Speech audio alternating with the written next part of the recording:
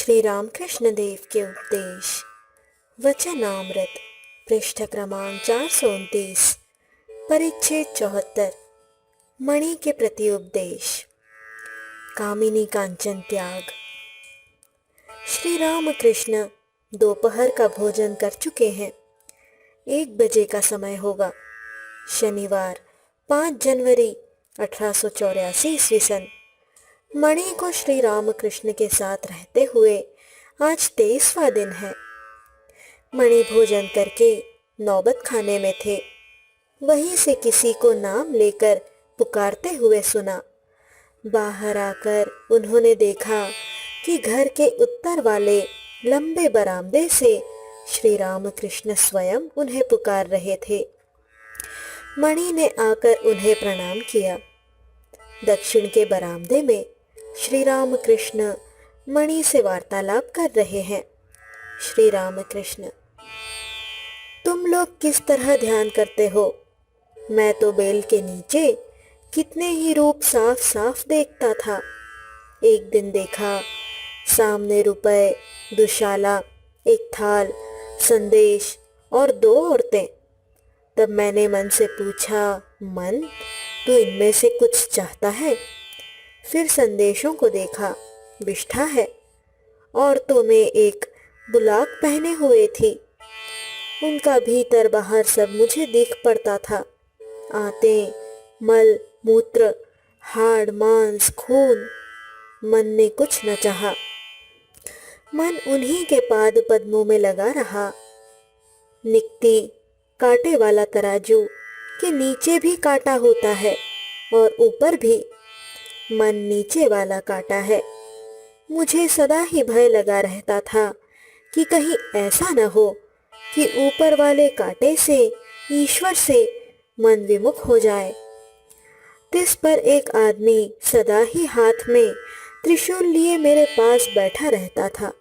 उसने डराया, कहा, नीचे वाला कांटा ऊपर वाले कांटे से इधर उधर झुका नहीं कि यही त्रिशूल भोग दूंगा।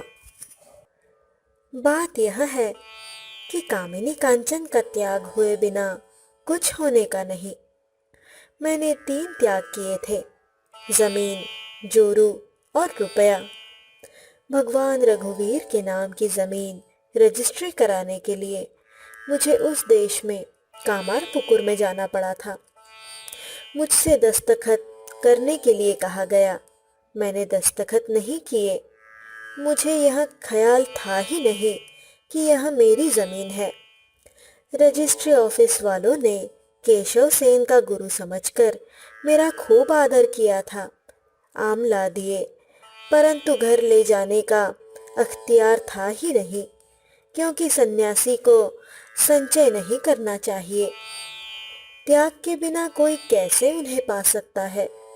अगर एक वस्तु के ऊपर दूसरी वस्तु रखी हो तो पहली वस्तु को बिना हटाए दूसरी वस्तु कैसे मिल सकती है? निष्काम होकर उन्हें पुकारना चाहिए, परंतु सकाम भजन करते करते भी निष्काम भजन होता है। ध्रुव ने राज्य के लिए तपस्या की थी, परंतु उन्होंने ईश्वर को प्राप्त किया था। उन्होंने कहा था, अगर कोई कांच के लिए आकर कांचन पा जाए तो उसे क्यों छोड़े? सत्वगुण के पाने पर मनुष्य ईश्वर को पाता है। संसारी मनुष्यों को दानादि कर्म प्रायः सकाम ही होते हैं। यह अच्छा नहीं। निष्काम कर्म करना ही अच्छा है, परंतु निष्काम भाव से करना है बड़ा कठिन। ईश्वर से भेंट होने पर क्या उनसे यह प्रार्थना करोगे कि मैं कुछ तालाब खुदवाऊंगा या रास्ता, घाट, दवाखाना और अस्पताल बनवाऊंगा? क्या उनसे कहोगे, हे ईश्वर, मुझे ऐसा वर दीजिए कि मैं यही सब करूं? उनका दर्शन होने पर ये सब वासनाएं एक ओर पड़ी रहती हैं। परंतु इसलिए क्या दया और दान के कर्म ही न करने चाहिए? नहीं, यह बात नहीं। आंखों के आगे दुख और विपत्ति देखकर धन के रहते सहायता अवश्य करनी चाहिए। ऐसे समय ज्ञानी कहता है, दे, इसे कुछ दे, परंतु भीतर ही भीतर मैं क्या कर सकता हूँ, करता ईश्वर ही है, अन्य सब अकर्ता है। ऐसा बोध उसे होता रहता है। महापुरुष गण जीवों के दुख से दुखी होकर उन्हें ईश्वर का मार्ग बतला जाते हैं। शंकराचार्य ने जीवों की शिक्षा के लिए विद्या का अहम रखा था। अन्नदान की अपेक्षा ज्ञान दान और भक्ति दान अधिक ऊंचा है।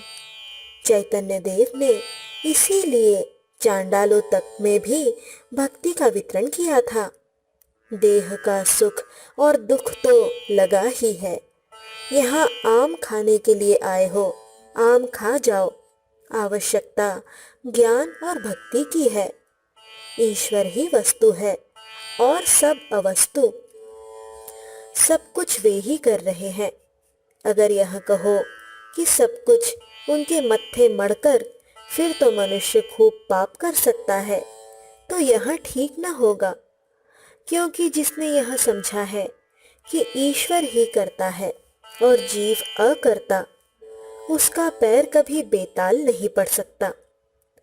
इंग्लिशमैन जिसे स्वाधीन इच्छा फ्री विल कहते हैं, वह उन्हीं ने दे रखी है।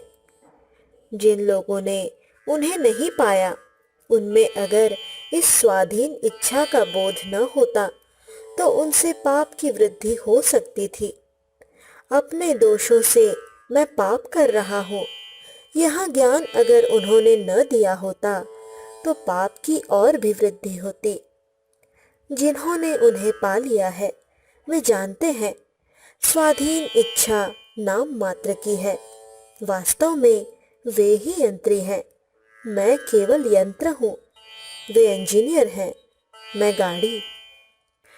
दिन का पिछला पहर है, 4 बजे का समय होगा। पंचवटी वाले कमरे में श्रीयुत राखाल तथा और भी 2-1 भक्त मणि का कीर्तन सुन रहे हैं। गाना सुनकर राखाल को भावावेश हो गया है। कुछ देर बाद श्री रामकृष्ण पंचवटी में आए। उनके साथ बाबूराम और हरीश है। राखाल: इन्होंने कीर्तन सुनाकर हम लोगों को खूब प्रसन्न किया।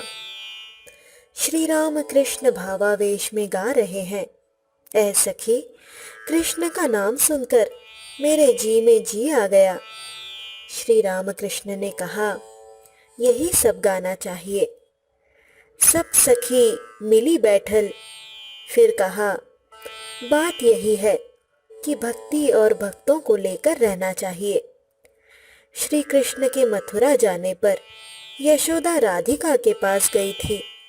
राधिका उस समय ध्यान में थी। फिर उन्होंने यशोदा से कहा, मैं आदि शक्ति हूँ, तुम मुझसे वर याचना करो। यशोदा ने कहा, वर और क्या दोगी? यही कहो जिससे मन वचन और कर्मों से उनकी सेवा कर सकूं। इन्हीं आंखों से उनके भक्तों के दर्शन हो, इस मन से उनका ध्यान और उनका चिंतन हो, और वाणी से उनके नाम और गुणों का कीर्तन हो। परंतु जिनकी भक्ति दृढ़ हो गई है, उनके लिए भक्तों का संग न होने पर भी कुछ हर्ज नहीं है। कभी कभी तो भक्तों से विरक्ति भी हो जाती है। बहुत चिकनी दीवार पर से चूनाकारी धस जाती है, अर्थात वे जिनके अंतर बाहर सर्वत्र हैं, उन्हीं की यह अवस्था है।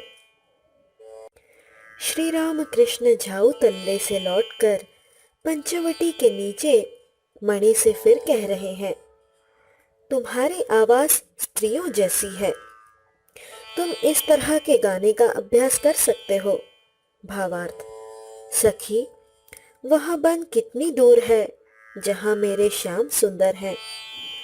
बाबूराम की ओर देखकर मणि से, देखो, जो अपने आदमी हैं वे पराये हो जाते हैं। रामलाल तथा और सब लोग अब जैसे कोई दूसरे हो, फिर जो लोग दूसरे हैं वे अपने हो जाते हैं। देखो ना, बाबूराम से कहता हूँ, जंगल जा, हाथ मुंह धो। अब तो भक्त ही अपने आत्मीय है। मणि: जी हाँ। श्री रामकृष्ण पंचवटी की ओर देखकर: इस पंचवटी में मैं बैठता था। ऐसा भी समय आया कि मुझे उन्माद हो गया। वह समय भी बीत गया। काल ही ब्रह्म है। जो काल के साथ रमण करती है वही काली है। आद्याशक्ति अटल को टाल देती है। यहाँ कहकर श्री रामकृष्ण गाने लगे। भावार्थ: तुम्हारा भाव क्या है, यह सोचते हुए यहाँ तो प्राण ही निकलने पर आ गए। जिनके नाम से काल भी दूर हट जाता है, जिनके पैरों के नीचे महाकाल पड़े हुए हैं, उनका स्वरूप काला क्यों हुआ? श्री राम कृष्ण: आज शनिवार है, आज काली मंदिर जाना। बकुल के पेड़ के नीचे आकर श्री रामकृष्ण मणि से कह रहे हैं, चिदात्मा और चित शक्ति। चिदात्मा पुरुष है और चित शक्ति प्रकृति। चिदात्मा श्री कृष्ण है और चित शक्ति श्री राधा। भक्तगण उसी चित शक्ति के एक एक स्वरूप हैं। वे सखी भाव या दास भाव को लेकर रहेंगे, यही असली बात है। संध्या हो जाने पर श्री राम कृष्ण काली मंदिर गए। मणि माता का स्मरण कर रहे हैं। यह देखकर श्री राम कृष्ण प्रसन्न हुए। सब देवालयों में आरती हो गई। श्री राम कृष्ण अपने कमरे में तख्त पर बैठे हुए माता का स्मरण कर रहे हैं। जमीन पर सिर्फ मणि बैठे हैं। श्री राम कृष्ण समाधिस्थ हो गए हैं। कुछ देर बाद श्री राम कृष्ण समाधि से उतरने लगे, परंतु फिर भी अभी भाव पूर्ण मात्रा में है। श्री राम कृष्ण माँ से बातचीत कर रहे हैं, जैसे छोटा बच्चा माँ से दुलार करते हुए बातचीत करता है। माँ से करुण स्वर में कह रहे हैं, माँ, क्यों तूने वह रूप नहीं दिखाया, वही भुवन मोहन रूप? कितना मैंने तुझसे कहा, परंतु कहने से तू सुनेगी काहे को? तू इच्छामयी जो है। श्री राम कृष्ण ने माँ से ऐसे स्वर में ये बातें कही कि जिसे सुनकर पत्थर भी पिघलकर पानी हो जाए। श्री राम कृष्ण फिर माँ से बातचीत कर रहे हैं। माँ, विश्वास चाहिए, यह साला तर्क विचार दूर हो जाए। उसका भरोसा क्या, वह तो जरा सी बात से बदल जाता है। विश्वास चाहिए, गुरु वाक्य में विश्वास, बालक जैसा विश्वास। माँ ने कहा वहाँ भूत है, तो उसने ठीक समझ रखा है कि वहाँ भूत है। माँ ने कहा वहाँ हौवा है, तो इसी को उसने ठीक समझ रखा है। माँ ने कहा वह तेरा दादा है, तो समझ लिया कि बस 16 आने दादा है। विश्वास चाहिए, परंतु माँ उन्हीं का क्या दोष है, वे क्या करेंगे? विचार एक बार तो कर लेना चाहिए। देखो ना, अभी उस दिन इतना समझाकर कहा, परंतु कुछ न हुआ। आज बिल्कुल। श्री राम कृष्ण माँ के पास करुणापूर्ण गदगद स्वर से रोते हुए प्रार्थना कर रहे हैं। क्या आश्चर्य है, भक्तों के लिए माँ के पास रो रहे हैं। माँ, तुम्हारे पास जो लोग आते हैं उनका मनोरथ पूर्ण करो, सब त्याग न करना। माँ, अच्छा, अंत में जैसा तुम्हें समझ पड़े वैसा करना। माँ, संसार में अगर रखना तो एक एक बार दर्शन देना, नहीं तो कैसे रहेंगे? एक एक बार दर्शन दिए बिना उत्साह कैसे होगा माँ? इसके बाद अंत में चाहे जो करना। श्री राम कृष्ण अब भी भावावेश में है। उसी अवस्था में एकाएक मणि से कह रहे हैं, देखो, तुमने जो कुछ विचार किया वह बहुत हो गया। अब बस करो, कहो अब तो विचार नहीं करोगे? मणि हाथ जोड़कर कह रहे हैं, जी नहीं, अब नहीं करूँगा। श्री रामकृष्ण, बहुत हो चुका। तुम्हारे आते ही तो मैंने तुम्हें बतला दिया था तुम्हारा आध्यात्मिक ध्येय। मैं यह सब तो जानता हूँ। मणि हाथ जोड़कर, जी हाँ।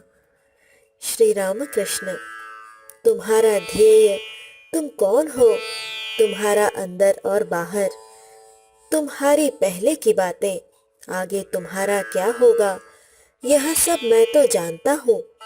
मणि हाथ जोड़े हुए, जी हाँ।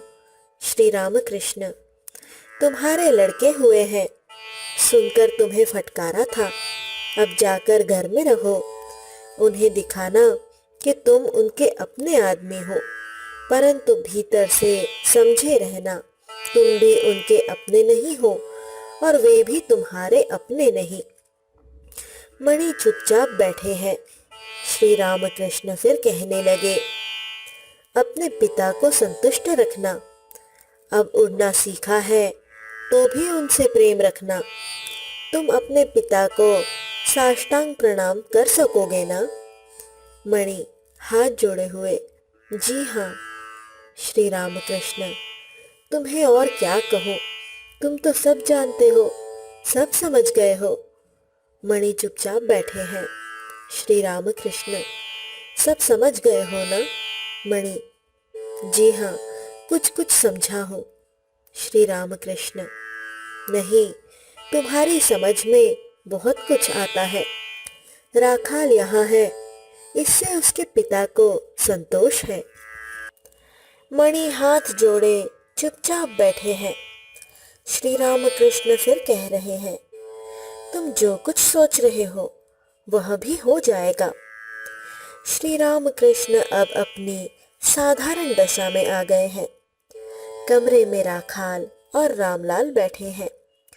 रामलाल से उन्होंने गाने के लिए कहा।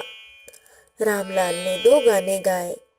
श्री रामकृष्ण, माँ और जननी, जो संसार के रूप में सर्वव्यापिनी है वे माँ है, और जो जन्म स्थान है वे जननी। माँ कहते ही मुझे समाधि हो जाती थी। माँ कहते हुए मानो जगत जननी को आकर्षित कर लेता था। जैसे धीवर जाल फेंकते हैं, फिर बड़ी देर बाद जाल खींचते रहते हैं, फिर उसमें बड़ी बड़ी मछलियाँ आ जाती हैं।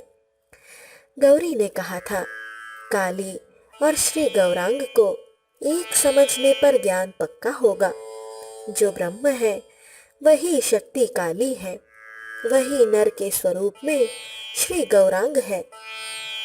श्री रामकृष्ण की आज्ञा पाकर रामलाल ने फिर गाना शुरू किया। गाना समाप्त होने पर श्री रामकृष्ण ने मणि से कहा, जो नित्य है उन्हीं की लीला है भक्तों के लिए। उन्हें जब नर रूप में देख लेंगे तभी तो भक्त उन्हें प्यार कर सकेंगे, तभी तो उन्हें भाई बहन माँ बाप और संतान की तरह प्यार कर सकेंगे। वे भक्तों की प्रीति के कारण छोटे होकर लीला करने के लिए आते हैं।